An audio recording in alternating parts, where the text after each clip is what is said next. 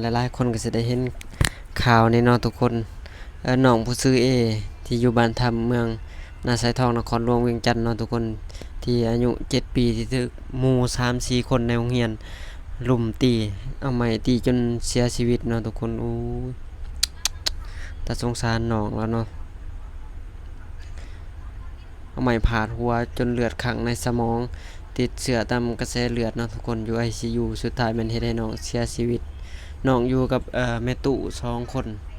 น้องอยู่กับแม่ตู่2คนโอ้ยแต่สงสารจะเด้น้องเอ้ย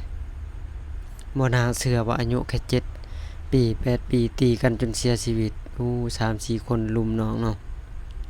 แต่บ่ฮู้ว่าตอนนี้ว่าน้องได้รับการช่วยเ